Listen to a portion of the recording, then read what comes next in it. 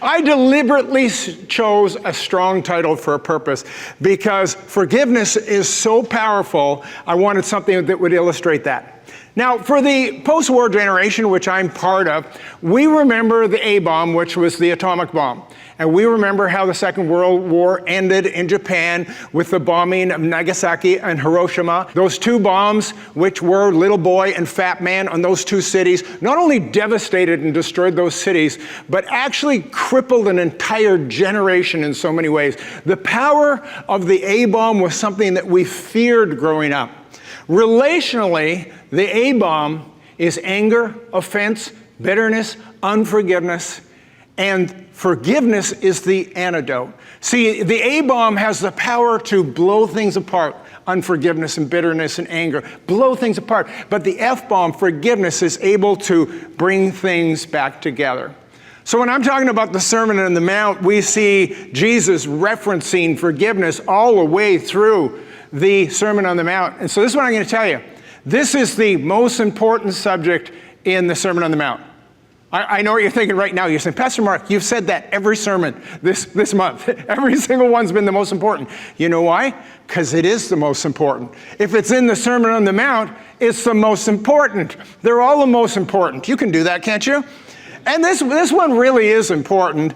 It's mentioned in the Lord's Prayer, which, by the way, is in the Sermon on the Mount.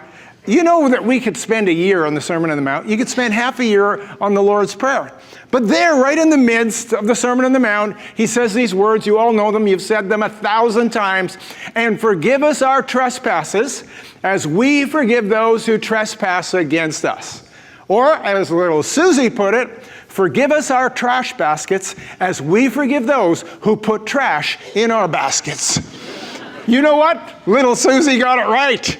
I mean, think about that. Isn't that the problem with life? People are putting trash in your baskets, and you're putting trash in their baskets, and we need to learn how to forgive each other about this trash going on. And so we look at this Sermon on the Mount. We look at specifically the Lord's Prayer, where he tells us that we have to forgive. And out of everything he said in the Lord's Prayer, our Father, hallowed be thy name, and et cetera, et cetera. Do you know that the forgiveness piece was the only one he elaborated on? And it's the very, very next verse, and that's where we're going to pick it up. It's Matthew chapter 6, verse 14. I think because he wanted to make it abundantly clear what he meant. So here it is. He says, for if you forgive men their trespasses, your Father in heaven will also forgive you. But if you do not forgive men their trespasses, neither will your Father forgive your trespasses. Did you catch that? Did you catch the consequences here?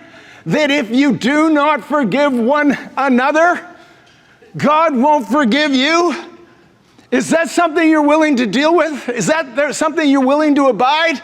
This is something I don't even want to think about. Do I really want to go through life knowing that maybe my sins are not forgiven because I will not forgive one another?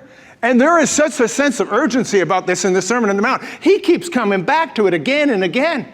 You'll remember in Matthew chapter 5, he tells this story. He said, if you go to the altar to give your gift, and you remember that your brother has something against you, immediately leave your gift, go to your brother and be reconciled, and then return and give your gift.